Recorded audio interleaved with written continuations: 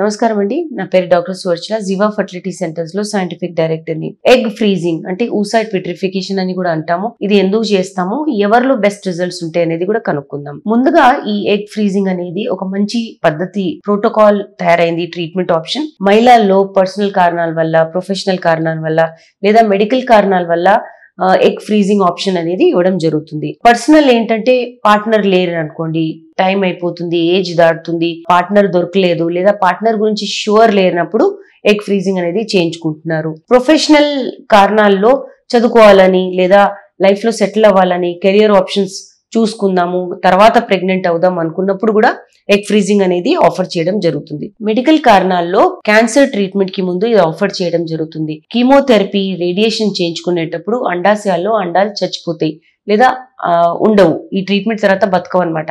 So అలాంటప్పుడు ఈ treatment కి ముందు ఎగ్ ఫ్రీజింగ్ చేయించుకుంటారు. కాకపోతే కొన్ని మెడికేషన్స్ ఇస్తే క్యాన్సర్ ఫ్లేర్ అప్ అవ్వచ్చు, అంటే ఎక్కువ అవ్వచ్చు. అలాంటప్పుడు జాగ్రత్తగా ఏ క్యాన్సర్ ఉందో దాన్ని బట్టి ట్రీట్మెంట్ ఇవ్వడం జరుగుతుంది.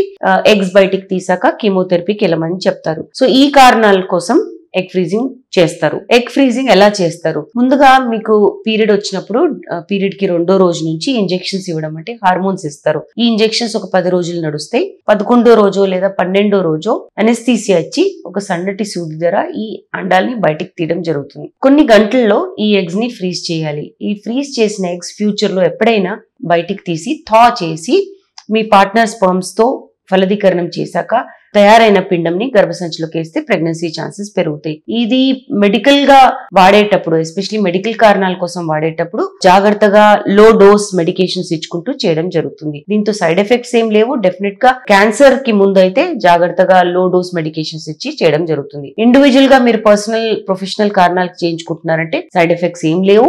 అండాలు బయటికి తీసి మీరు ఫ్రీజ్ చేయించుకుని ఎప్పుడైనా ఫ్యూచర్ లో ఎన్నేళ్ళైనా కూడా రావచ్చు. అండాలు ఏ ఏజ్ లో ఫ్రీజ్ చేస్తారో ఆ ఏజ్ అండాలే ఉండిపోతాయి. మీరు 30 కావచ్చు, 40 కావచ్చు, బట్ అండాలు 30s లో చేస్తే 30 ఏజ్ లోనే ఉండిపోతాయి అనమాట. బెస్ట్ ఏజ్ ఏంటంటే 25 నుంచి 35 వరకు మంచి ఏజ్. మీరు ఎగ్ ఫ్రీజింగ్ ప్లాన్ చేస్తున్నారంటే ఇది కరెక్ట్ ఏజ్. ఈ ఏజ్ లో క్రోమోజోమల్ అబ్నార్మాలిటీస్ తక్కువ ఉంటాయి, అండాలు కరెక్ట్ నంబర్ లో వస్తాయి, క్వాలిటీ బాగుంటుంది కనుక ఈ ఏజ్ లో చేయించుకుంటే మీరు ఫ్యూచర్ లో వాడేటప్పుడు సక్సెస్ రేట్ అనేది బాగుంటుంది. కాబట్టి ఈ ఏజ్ లో చేయించుకోవాలి. సక్సెస్ రేట్ అనేది 100% ఉండదు. అండాలు ఫ్రీజ్ చేసుకొని బయటికి తీసినప్పుడు సర్వైవల్ రేట్ 80 to 90% ఉంటుంది. ఫలదీకరణం ఛాన్స్ కూడా 90-100% ఉంటుంది. కానీ సర్వైవల్ రేట్ అనేది 80-90% ఉంటుంది. అంటే 10 eggs ఫ్రీజ్ చేసామంటే 8 నుంచి 9 సర్వైవ్ అవుతాయి. ఎందుకంటే విట్రిఫికేషన్ ప్రోటోకాల్ చాలా బాగుంది కనుక ఇప్పుడు ఇంత సర్వైవల్ రేట్ ఉంది. ముందు స్లో ఫ్రీజింగ్ అనే ప్రోటోకాల్ తో 60% సక్సెస్ రేట్ ఉండే.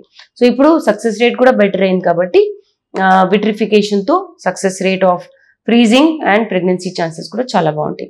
దీని గురించి ఇంకా వివరాల కోసం తప్పకుండా జీవా ఫర్టిలిటీ సెంటర్స్ కి విచ్చేయండి. Thank you.